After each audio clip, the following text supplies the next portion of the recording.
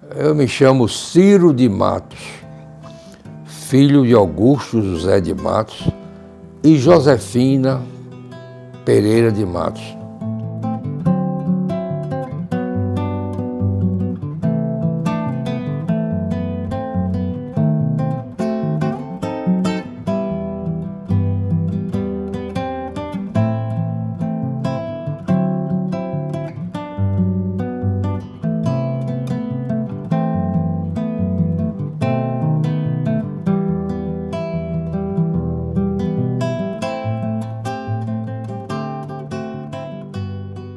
Minha infância foi uma das fases melhores da minha vida. Foi minha infância, inclusive, a minha família estava constituída, com meu pai e minha mãe, nós vivíamos eu, meu pai, minha mãe, meu irmão, né? E era uma infância sinônimo da liberdade do sonho, era a expressão da liberdade do sonho. Com os meus amigos, a gente se encontrava para fazer as aventuras. Mal o sol se levantava nos dias de feriado e nas férias, a gente já atendia aos acenos da aurora, naqueles ventos das ilusões. Mas na minha infância eu joguei peladas nos campinhos, nas margens do Rio Cachoeira. Roubei fruta madura nos quintais frutíferos da cidade. A minha infância, e já chegando à pré-adolescência, eu usei a minha primeira gravata, eu brinquei a minha primeira matinê infantil no clube social. Eu frequentei o Cine Itabuna como os meninos da minha época. E lá eu conheci os filmes de Bang Bang, a chanchada de Oscarito e Grande Otelo, os desenhos de Walt Disney, troquei figurinhas de revistas e quadrinhos, Gibi e Guri, onde eu penetrei num mundo fascinante de heróis inesquecíveis, que jamais eu vou esquecer, como Tocha Humana, Mandrake, Tarzan, o Homem-Aranha, o Príncipe Submarino. Então, quando adentrava no cinema antes de começar a fita, nós ouvíamos, tá comendo, música de Strauss, de Beethoven, de Stravinsky, de Tchaikovsky. E eu não sabia que aquele cinema e as brincadeiras que eu fazia com os meus amigos,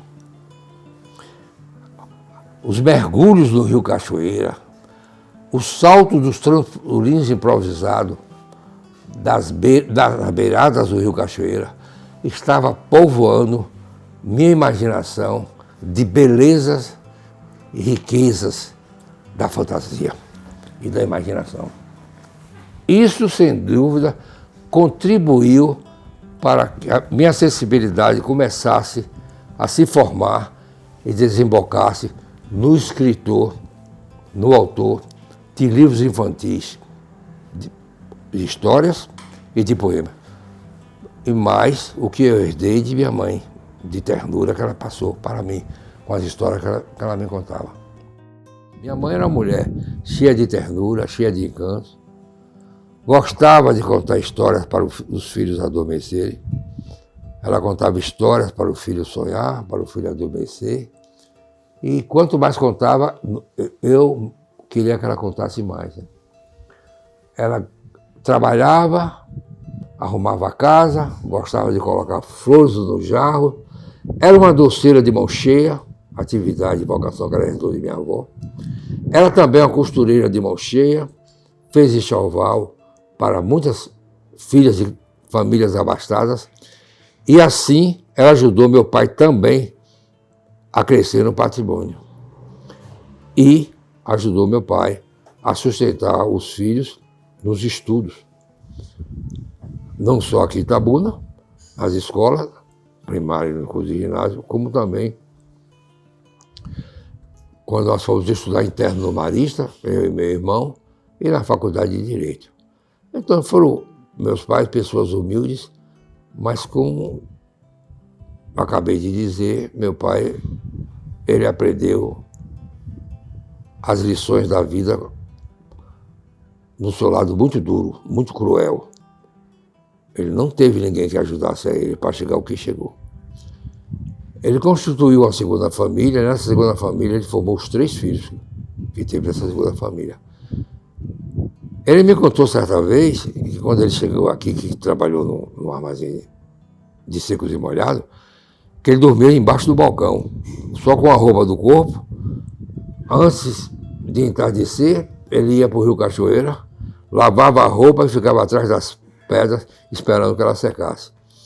Esse homem, com essas origens rústicas, difíceis, né, ele formou um patrimônio invejável e formou 5 filhos. Todos eles em carreiras universitárias.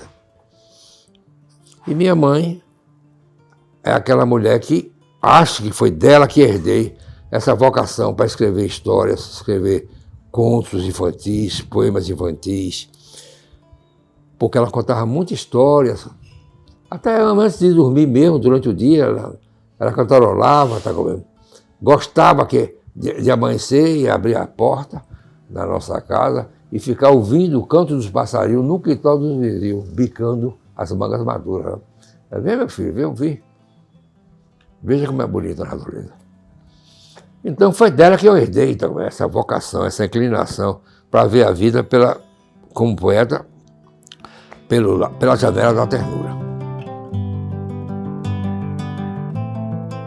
Meu pai nasceu em Riacho da Guia, um distrito de Alagoinhas. E veio para aqui sem nada, apenas com a roupa do corpo, em busca de fazer a sua vida. Já que naquela época que ele veio, o cacau estava no auge e corria a fama de que o sul da Bahia era um Eldorado. Aqui ele conheceu minha mãe, Josefina, que nasceu em Rio Real, fronteira da Bahia com Sergipe, e se casaram. A vida de meu pai foi de luta para sobreviver. Um homem letrado que conseguiu, do nada, e juntando dinheiro que ele ganhou no início como balconista de um armazém de secos e molhados aqui em Itabuna. Depois comprou um quiosque. Desse quiosque ele vendeu e comprou uma venda surtida de secos e molhados. E começou então a construir casas. E nessa atividade de construir casas, ele chegou a ser um dos maiores donos de casas daqui de Itabuna, casas que ele alugava. Então, sua mãe, ela foi para Salvador para cuidar? Ela foi para cuidar Do seu irmão? Meu irmão, eu e meu irmão, porque a gente ficamos externos, morávamos em pensão, mas comíamos muito mal, passávamos muito mal, as pessoas eram fracas, meu pai não tinha condições de me colocar em pensões de um certo nível, né? Então ele achou por bem, não, sua mãe, se quiser ir para lá, ela vai, eu vou de mês em mês e eu vou alugar um apartamento para vocês.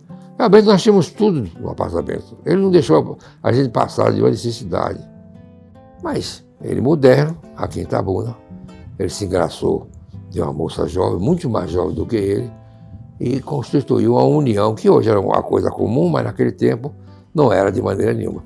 Era aceitável, porque era um regime matrimonial, era um regime machista, em que o homem podia adulterar a mulher, mas a mulher não podia adulterar o homem. Se assim fizesse, ela seria condenada para o resto da vida. Então, pelo modelo social e familiar que implantou nele também dessa maneira, já que eu não estou aqui com minha mulher, eu vou procurar outra mulher, uma mulher mais moderna. E aí ele constituiu uma família, e essas situações geralmente chocam, sofre. Até Sua mãe deve ter sofrido muito. Sofreu muito. Está no meu livro, Do Menino Se Fez o Homem. Eu não escondo os meus sofrimentos, porque se não fosse a literatura, eu não tinha condições de sobreviver. Eu sucumbiria. Mas foi a literatura que mudou a minha vida, que me deu rumos, que me deu luzes, que me equilibrou os meus medos, os meus pesadelos, os meus vazios, as minhas angústias, as minhas incertezas.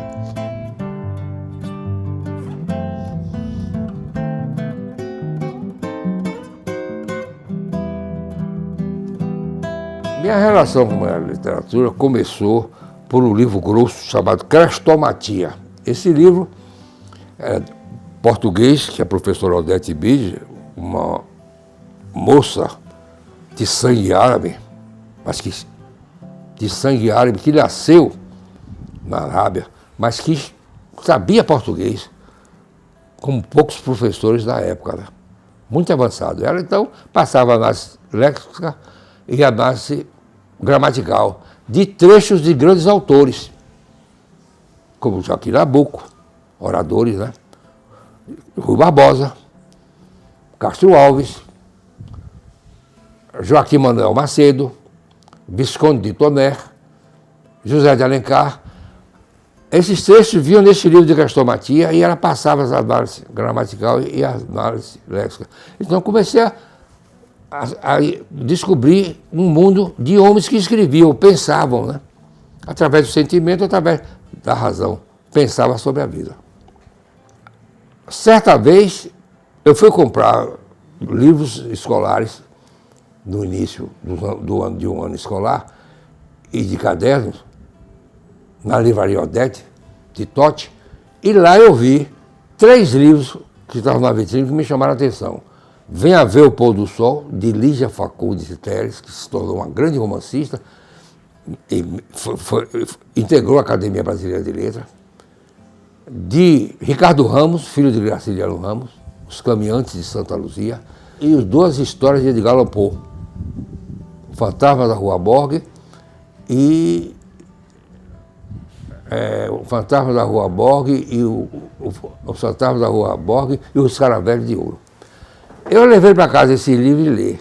Foi aí então que, depois da leitura desses escritores, que eu comecei então a pensar, mas meu Deus, como é que uma pessoa tem tanta coisa na cabeça para imaginar e colocar num papel em branco, numa folha? Me lembro como hoje, como sou garoto, lendo no meu quarto esse livro, um atrás do outro, um atrás do outro. Na biblioteca de seu Freire, eu vi na lombada um livro de Monteiro Lobato, As Caçadas de Pedinho e As Aventuras de Narizinho, a menina de nariz arrebitado. E também o livro Caminhos Cruzados, de Érico Veríssimo. Eu estava esperando o Duda, que era filho do seu Zeca Freire, meu amigo, para a gente ir jogar bola, e vadiar aqui em Itabuna. Aí o seu Zeca Freire me chamou e disse: você gosta de ler? Eu já li alguns livros, né? Aí disse que tinha lido esses 3 livros, né? Mas eu gostava de ler muito, era Gibi Gurias. Você quer ler algum livro da minha estante? Eu quero. Quais são os livros que você quer? Eu quero esse aqui, Caminhos Cruzados. Quero esse outro, que era Crônicas de Humberto de Campos. E se o senhor quiser também me prestar esse daqui de infantil, Reinações de Narizinho, né? E As Caçadas de Pedinho. Eu disse: você já quer levar os 4? Não quer levar um de cada vez, não? Eu digo: eu levo os 4, vou lendo e vou trazendo para o senhor. E eu comecei a ler. Daí, quando eu fui estudar no Marista, na biblioteca do Grêmio dos Maristas, eu descobri outros escritores, como José de Alencar, Tronco do Ipê, o Gaúcho, né? O Sertanejo, né? Iracema, né? E fui me encantando, né, com os autores brasileiros, né? Machado de Assis, né? Raul Pompeia. E quando fui estudar externo, no Colégio da Bahia, que tinha uma biblioteca espetacular, e o Colégio da Bahia tinha uma plênide de professores de curso secundário espetacular, maravilhosa. Era uma universidade, né? Uma universidade secundária, de ensino secundário, que preparava o aluno para fazer o vestibular. E tinha uma biblioteca muito grande. Aí eu me lavei. Eu pedi ao meu professor de português, Antônio Barro, que me desse o nome de autores e livros mais importantes da literatura brasileira. Ele me deu. Eu passei 3 anos mergulhado na literatura brasileira, lendo a Luiz Azevedo, lendo o Cornélio Pena, Machado de Assis, né? Adolfo Caminha, Manuel de Oliveira Paiva, né? E chegando até os modernos, né? Como Jorge Amado, Graciliano Ramos, Raquel de Queiroz, né? Juscelino do Rego, né? Os romancistas do Nordeste. Adelino Magalhães. Então o leitor foi se formando como uma entidade, um indivíduo que quer, através do livro, aprender a ler melhor a vida, a enxergar melhor a vida. Frequentava as livrarias Civilização Brasileira e a Livraria Continental e a Livraria Progresso, que ficava lá, uma na Rua Chile e outra na Praça da Sé. Mas a Livraria Civilização Brasileira era a livraria também que trazia mais novidades, né? Eu economizava o dinheiro na mesada, guardava para comprar livro à prestação. E foi lá nessa livraria que eu conheci Kafka, volumes em espanhol, que eu conheci, está compreendendo, Mayakovsky, Bertolt Brecht, Jean-Paul Sartre, William Faulkner, a literatura americana, a literatura estrangeira, né? Dostoiévski, Anton Chekhov, né? Fui ampliando meu leque de autores universais e fui formando o meu instrumental teórico, até que um dia, eu era já estudante de Direito, no terceiro ano, eu resolvi escrever um conto chamado A Corrida. Eu já publicava ensaios de literatura no jornal A Palavra, do Centro Acadêmico Rui Barbosa, da Faculdade de Direito, da qual eu fui secretário de imprensa, ensaios sobre escritores brasileiros, e na revista Afirmação, que era editada pelo professor Hélio Rocha, um homem de uma cultura extraordinária, um orador, um conferencista de marca maior, de mão cheia. Ele, inclusive, fundou o colégio, a faculdade, lá em Salvador, a Faculdade Hélio Rocha, lá em Salvador. Aí eu resolvi vamos fazer um conto. Fiz uma história chamada A Corrida. Essa história, a corrida, eu refiz agora, há pouco tempo, há poucos anos atrás, uns 3 anos atrás, numa novela que está incluída no livro inédito meu, né? E mandei esse conto para o suplemento literário do Jornal da Bahia, que era editado por João Baldo Ribeiro, que foi meu colega de turma da Faculdade de Direito da Universidade Federal da Bahia. Tive surpresa que esse conto ser aprovado. Aí eu fiquei numa alegria, né? É como um menino que recebe um presente de Papai Noel, quer uma bola, e o Papai Noel dá a bola a ele, ele acredita, e aquilo é uma coisa que ele não sabe, a emoção dele transborda ele. Eu disse, será que eu posso escrever mais alguma coisa? Eu escrevi João Baldo gostou, João Baldo era uma sumidade. Ele era um nome avançado, era fora da curva. Ele já fazia parte de uma juventude inquietante que contribuiu bastante para os meios culturais de Salvador. Ele fazia parte da geração de Glauber Rocha, Paulo Gil Soares, né? Sônia Coutinho, que também fazia parte da minha geração, não é? Então, Fernando Rocha Pérez, Raimundo Laranjeira, que se tornou juiz, depois juiz do trabalho. Então, fiz outros contos, mandei para o suplemento literário do Diário de Notícias, mandei para o Jornal da Bahia e foi saindo. Aí eu comecei então a escrever e juntei, fiz um livro chamado Berro de Fogo, que eu publiquei, lancei no Rio de Janeiro. Tive essa ousadia de sair de Itabuna, completamente desconhecido, e fui para o Rio de Janeiro.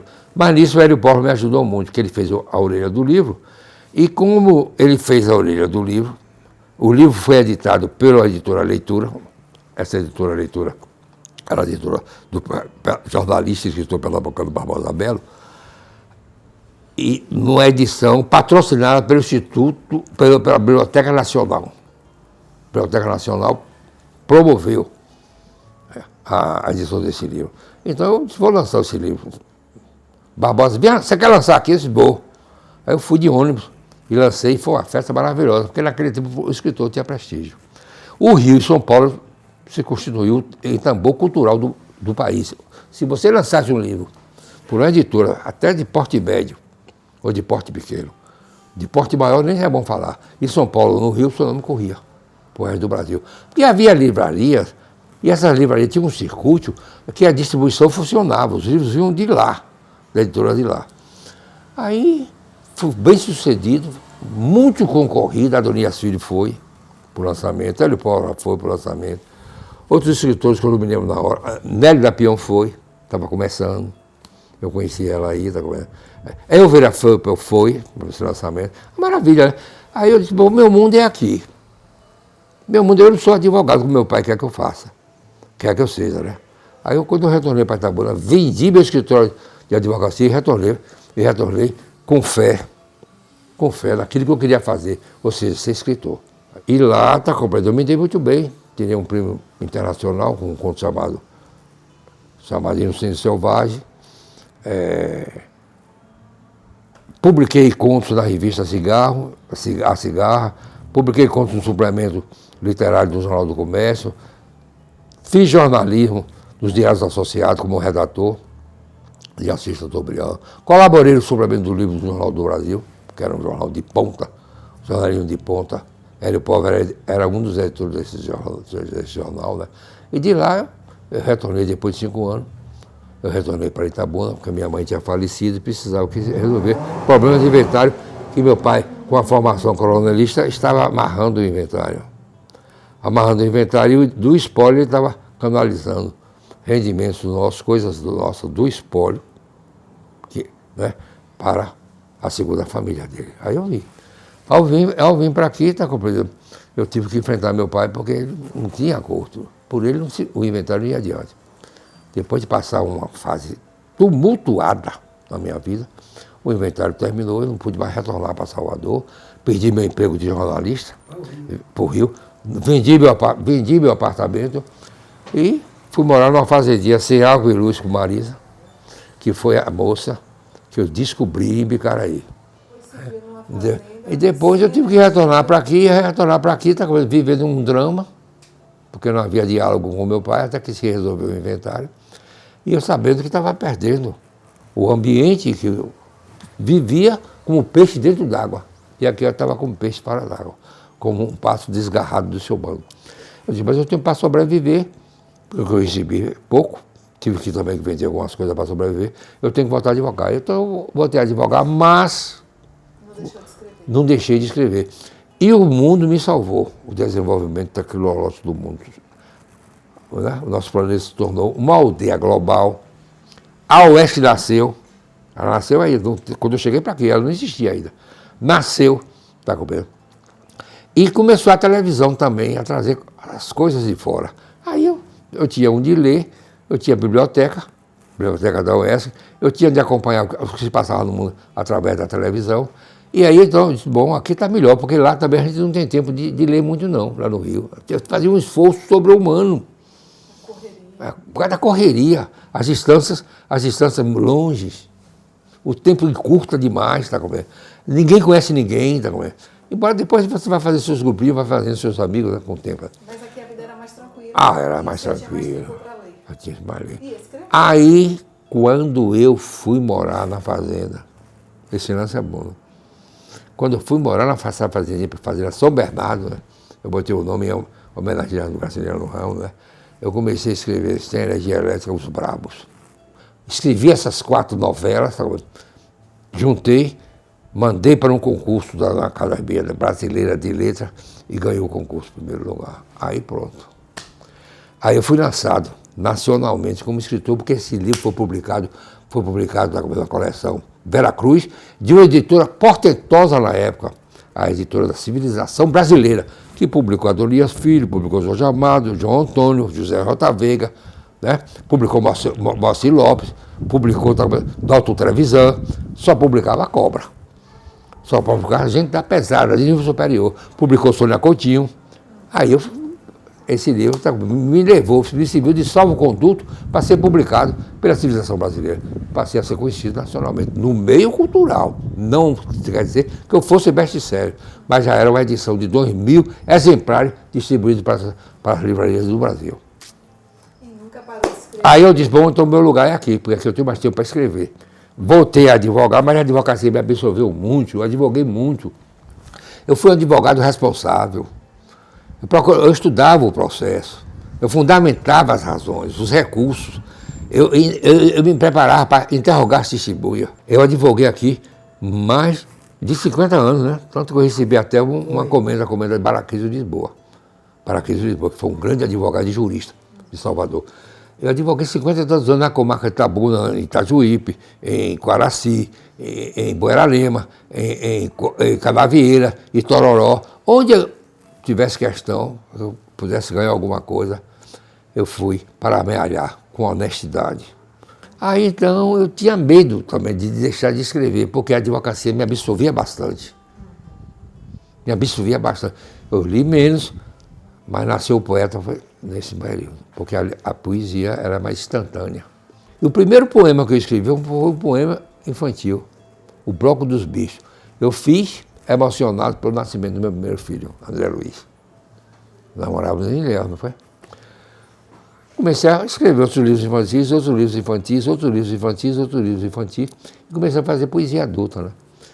E assim, de repente, com 86 anos de idade, olhando para trás, que é uma estrada comprida, uma estrada dedicada há mais de 60 anos à literatura, eu vi que eu tinha assumido os livros, a literatura, como forma de vida. E foi o destino que quis. Se me perguntasse, se eu tivesse a oportunidade de voltar ao mundo depois que passasse para outras dimensões cósmicas, o que é que eu queria ser? Eu queria ser escritor. Não bota dinheiro na mesa. Meu pai tomou um susto quando fui para o Rio. Você quer ir, né? O que é que eu posso fazer? Não posso fazer nada. Mas lembre-se que, meu pai, você nunca ouviu falar de Jorge Amado, não. Eu não vou ser um Jorge Amado, mas Jorge Amado é um homem realizado, é um grande nome. A literatura também para fazer da vida. Não, meu filho. Ela não dá dinheiro a ninguém. Depois você não culpa. Aqui em Itabuna, o meio era muito atrasado no meio cultural. Entendeu? Aqui em Itabuna ninguém dá valor a quem é escritor, não quem é poeta. Olha o caso de Firmino Rocha. Era exemplo como um louco. E por ser tido como um louco, um homem que só fazia beber e sair à noite para conversar com as sombras da noite, ele não produziu uma obra maior.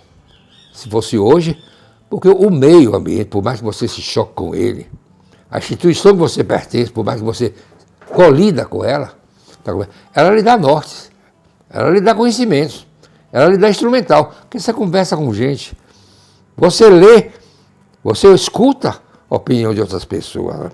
Então, eu fui ficando por aqui, de repente, com 86 anos de idade. E quantos livros publicados? Com 71 livros publicados, vai fazer agora, que o próximo está vindo aí, está no Prelo, é um livro de crônica, né? Com 10 antologias organizadas, com 18 livros publicados no exterior, e os editores e os tradutores me descobriram aqui em Itabuna. Entendeu? Aí, de repente, eu me dou conta que estou nessa estrada. Eu escrevo também sobre escritores da região. Tenho um livro escrito sobre Adonias Filho, sobre toda a ficção de Adonias Filho, publicado pela Academia de Letras, Brasileira de Letras, sobre Jorge Amado, publicado pela Fundação da Casa de Jorge Amado, sobre 50 escritores da região cacaueira, renomados e emergentes.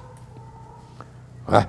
Então, e faço resenhas também sobre escritores brasileiros, escritores estrangeiros e escritores que estão nascidos da nossa região. É essa um pouco da nossa história. Né?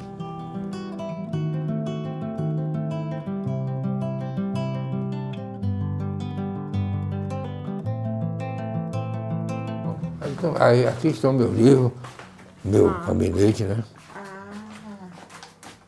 Prontinho. O senhor poderia falar um livro que o senhor realmente marcou o senhor, que o senhor tem um apreço enorme? Um livro que eu li? Que o senhor tem uma relação afetiva muito grande. 100 anos de solidão, Gabriel o som Garcia da marca. Marques. Aqui, ó, mas não supera, no meu ver, 100 anos de solidão não. 100 anos de solidão, marcou muito, né? Aqui, ó, Dom Quixote de Cervantes, marcou muito. Zorba, o grego. Os Maias de essa de Queiroz. Aqui, ó. E aí são tantos, né? Sim. Dostoiévski, todos que eu li, né? Todos. Crime e Castigo. Está aqui ele. Está aqui para mim eu reler, né? Tem tanto tempo que eu li esse livro que eu preciso reler.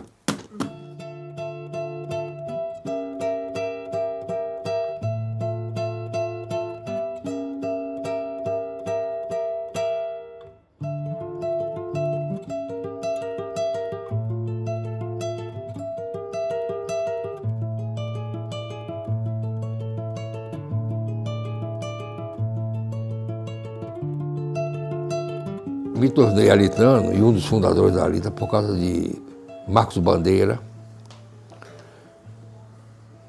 e o juiz Laranjeira, Antônio Laranjeira, e o promotor Carlos Passos. Quando eles me encontravam no fórum,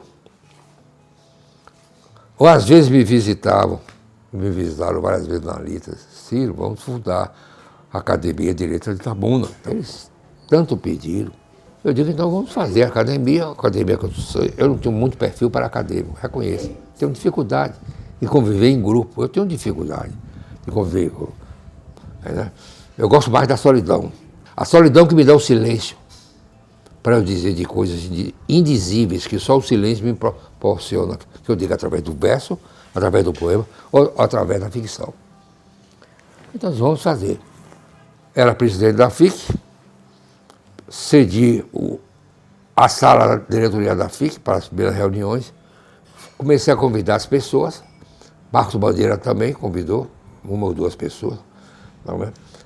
Não me lembro se o Carlos Eduardo Pavos convidou alguém, e não me lembro também se Laranjeira convidou alguém. Eu só sei o seguinte, que nas reuniões, 2/3 do corpo associativo da Alita, de patronos e integrantes, membros, foram indicados por mim, porque eu tinha mais conhecimento de literatura, dos vultos literários vinculados à região. Né? E nessa, houve também participação de outras pessoas, como a delegada Cioli Porto, que redigiu, com Sônia Maron, juíza de direito, que redigiu o Estatuto da Alita. Houve também boas sugestões de Marcos Bandeira. Né? Eu não fui sozinho e disse as coisas como Galita devia ser, mas por ter mais experiência na área de vivência cultural, até porque eu já tinha sido diretor do Centro de Cultura Adonias Filho e diretor-presidente da Fundação Itabunense de Cultura. E com esse lastro, essa vivência de escritor, que eu trouxe lá de Salvador, dos bens culturais de Salvador, e do livro publicado, né? Eu então transmiti os meus conhecimentos para a formação da Alita. Quando nós terminamos de costurar a Alita, a instituição Academia de Letras de Itabuna, Ari, ele se levantou e disse, agora está na hora de nós escolhermos nosso presidente. E digo, Ciro de Masso, porque desde pequeno que eu ouço falar no nome dele como escritor, através de meu pai, Seu Teixeira. Acho que é Seu Teixeira. Seu Teixeira, que era dono da livraria aqui, foi um dos fundadores da Academia de Letras de Ilhéus, que meu pai fala em Ciro de Masso, o poeta Ciro de Masso, recita as poesias dele. Então, eu acho que ele, até pelo serviço prestado na fundação da Academia, deve ser o nosso presidente. Todos se levantaram, aplaudiram por aclamação, eu agradeci, mas disse que não tinha perfil para ser presidente. Tinha um pavio curto e também estava muito ocupado, estava passando um momento muito difícil como presidente da Fundação Itabunense de Cultura. Indiquei o nome de Bandeira para ser o presidente. Esse período foi um período difícil, que a gente não sabia para onde ia. Viemos tocando na Alita, através da criatividade, lançamento de livros. Eu lancei muitos livros, era a Alita que convidava, mas os livros eram nossos, né? E de outros também, né? E fomos fazendo a Alita, fizemos a antologia de Valdelice, o auditório da UFTC encheu, então foi uma beleza, né?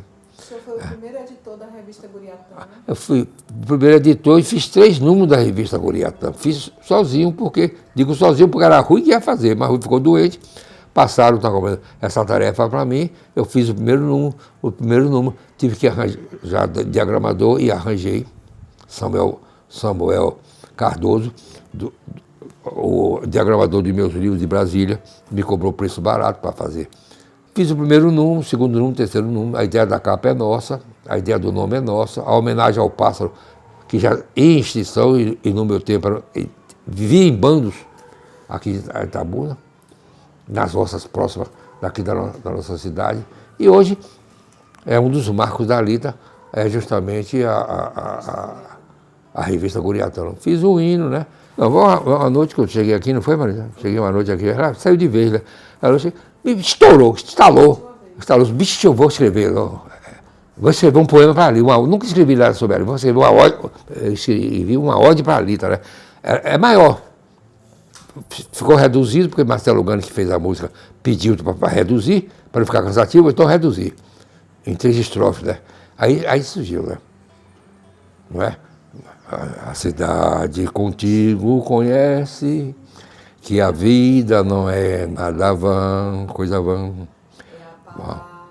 Solta, beleza de cada manhã, imortal é tua maneira de ser, luz que nunca se apaga, ideal é a página que escreves para voar com as asas da alma. Tudo vale, tudo anda com Deus, que nos deu a razão e a emoção, o sentido de viver com amor, para dizer o que veio do coração. Eu escrevi de uma vez, chorei, mostrei a Marisa. Olha, estou fazendo isso para a nossa academia. E pensei em todos os alitanos, os que gostam de mim e os que não gostam, pela maneira que eu sou. O que é que eu vou fazer? Eu tenho um currículo, eu tenho um legado. E esse legado tem reconhecimento através de prêmios importantes. Certo? Através de críticos importantes. Ali mesmo tem um livro que eu vou mostrar a você depois, não sei se você conhece. Escritores brasileiros do século XX, escrito de mais de 1000 páginas, escrito por Nelly Novaes Coelho, que é a doutora da Universidade de São Paulo, e que passou a vida dela toda estudando os escritores brasileiros da literatura contemporânea, da literatura moderna. E ela estuda Guimarães Rosa, estuda Jorge Amado, estuda João Antônio, estuda Clarice Lispector, e de repente ela tem um texto muito grande dela estudando meus 4 primeiros livros de ficção. Jorge Amado, eu mandava meu livro para ele, ele apresentava, fazia um ensaio, publicava em jornais, como o Jornal de Letras, de Alice Condé, o suplemento literário do Estado de Minas Gerais. Ele escrevia, publicava e mandava para mim, inclusive, recortado. Eu não pedi nada a ninguém. Não peço. Mas eu sou profissional, porque eu sempre assumi a literatura como minha maneira de ver a vida. Eu não escrevo, escreve pela minha alma e escreve pelas minhas mãos. Às vezes eu pego o meu livro, Canto Até Hoje, e fico lendo alguns poemas que eu nem me lembrava mais. Eu disse, mas meu Deus, foi eu que escrevi isso mesmo, não fui eu. Foi outra pessoa. Então há um mistério nisso aí tudo. Entendeu? Nós somos energia condensada e nos comunicamos com energias cósmicas de outro plano. Eu não sei o que é isso. Eu não escolhi ser filho de Itabuna. Eu não escolhi ser filho de Augusto Mato e de Josefina Pereira de Matos. Eu não escolhi, eu peço a Deus para viver sempre mais um pouco, para escrever um pouco mais, né? Embora a Marisa vai ter que me aguentar mais, né? Tá comendo? Não escolhi nada disso, mas eu estou aqui.